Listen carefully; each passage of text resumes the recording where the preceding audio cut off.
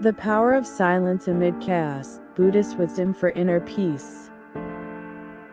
In every person's life, there are moments when we sit alone in silence and ask ourselves, how much energy have I wasted on endless arguments? How many times have I exhausted myself just because of someone's words?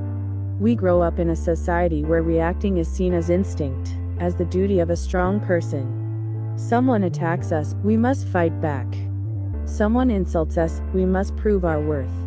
Someone challenges our views, we must battle to the end to defend ourselves. But the older we get, and the more suffering we experience, the more we realize one simple yet profound truth. Most of our reactions are not worth it. And sometimes, the true strength of a human being does not lie in responding sharply, but in not responding at all. That is the art of letting things pass, the art of ignoring, or in Buddhist wisdom, the intelligence of non-reaction. Ignoring is not weakness. Ignoring is not losing. Ignoring is the maturity of the mind. Ignoring is the strength of someone who knows what is worthy of their energy. In this long essay, we will walk together through one of the most important skills for living peacefully in a turbulent world, the power of letting things go. Part 1: The Trap of Reaction, Why We Always Take the Bait. 1. Reaction, a form of emotional addiction.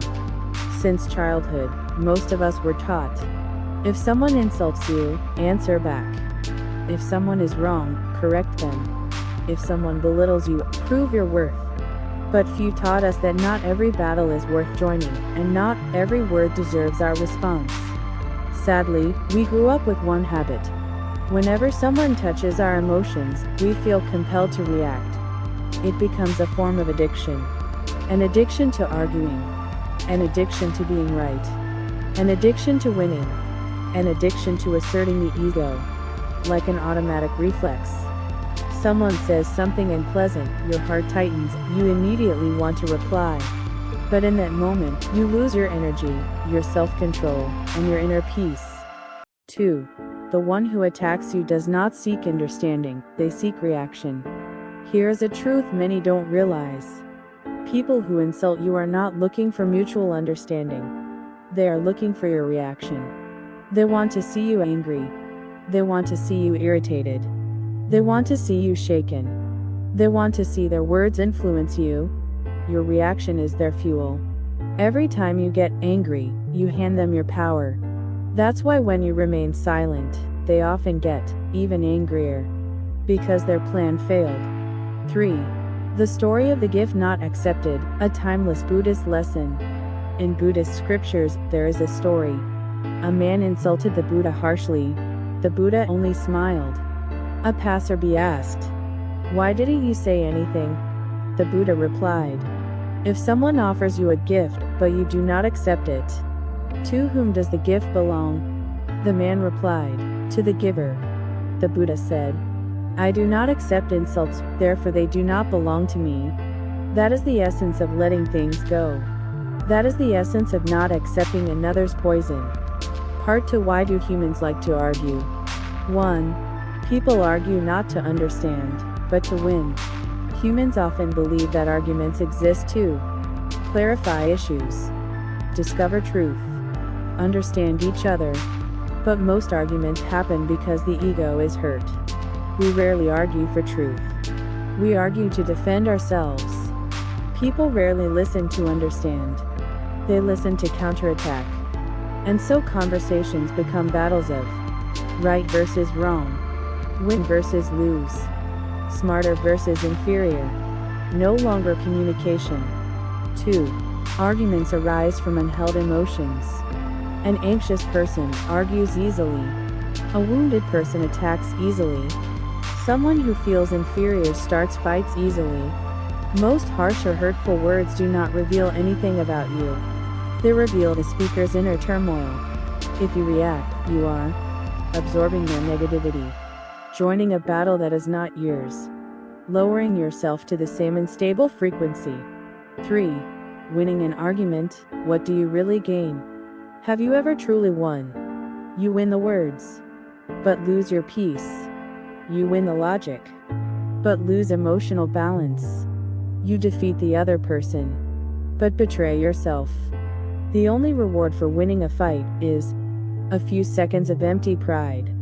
The price, however, is enormous. Energy, time, mental space, inner peace. And in the end, you realize, I could have simply ignored it. Part 3, the art of non-reaction, the power of silence. 1. Silence is not weakness. Silence is a strategy. Silence is power. The weak need to shout. The strong only need to stand still. A mountain does not need to prove its solidity. It simply stands, and everyone knows its strength. As Buddhist philosophy says, wind can blow dust, but it cannot move a mountain. When you remain silent in the face of provocation, you become the mountain. 2. Silence extinguishes the aggressor's fire. Those who attack you want you to react strongly, lose your temper, lose control.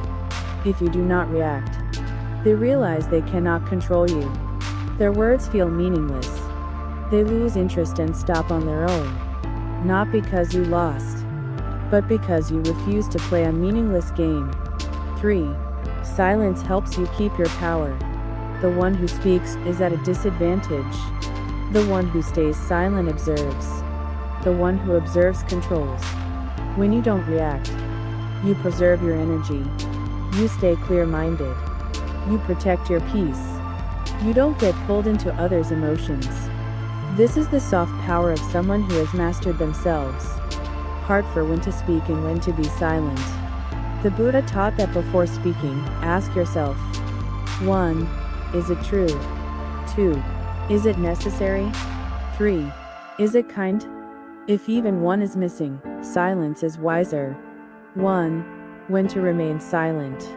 When the other person only wants to argue. When you are insulted. When the other person cannot listen.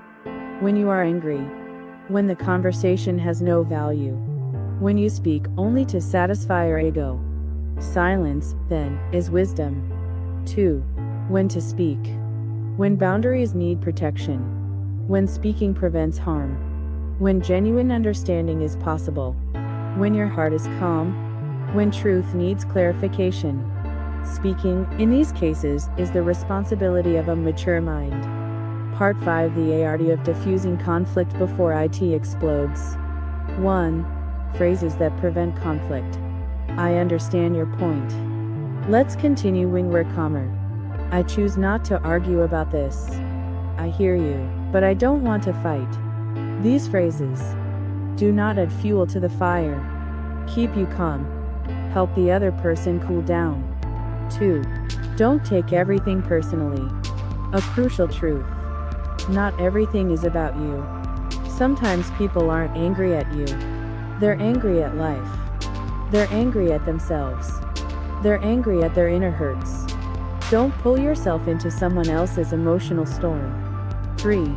Use humor to redirect energy. When someone tries to provoke you, a light, humorous remark can be more powerful than 100 arguments. Humor shifts the energy and makes the arrow of attack lose its target. Part 6, the freedom of the one who does not take the bait. When you stop reacting to everything, something extraordinary happens. No one can control your emotions anymore. No one has the power to make you angry, make you sad, make you stressed, make you insecure, unless you give them permission. 1. No longer dependent on praise or criticism. The person who does not take the bait sees both praise and blame like passing winds. Praise doesn't inflate them. Criticism doesn't depress them. Insults don't disturb them. Flattery doesn't blind them. Their mind stays still, like a calm lake. 2. No more wasted energy on meaningless battles. Your mental energy is your most precious asset. Do not let unworthy people take it. When you know how to let go, you save time. You increase clarity. You focus on your life. You have room to create, work, and love. 3. You become unshakable. This is the state of an immovable mind. A state of absolute freedom. Not because life becomes easier, but because you become stronger. Part 7, how to train a mind that cannot be shaken. 1. Observe emotions instead of reacting. Whenever you want to argue, ask, where is this emotion coming from? Is this my ego? Is this worth reacting to? Just 3 to 5 seconds of observation can dissolve half of your reactive energy. 2. Practice letting go. Ask yourself, will this matter a year from now? If not, let it go. Do their words reflect my value? If not, let it go. Letting go is not losing. Letting go is choosing peace. 3. Meditation, the ultimate training for non-reaction.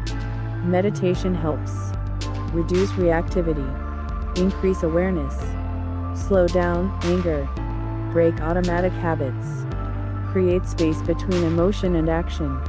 Meditation trains the mind to remain still through storms. 4. Live in a harmonious environment. Environment shapes psychology. If you are surrounded by drama, arguments, competition, negativity, your mind cannot stay calm. Choose instead positive people, quiet spaces, wholesome content, gentle conversations. You will feel lighter. 5. Stop taking everything too seriously. Sometimes all you need is a shift in perspective. It's just a small matter. Nothing here is worth getting angry over. I don't always have to be right.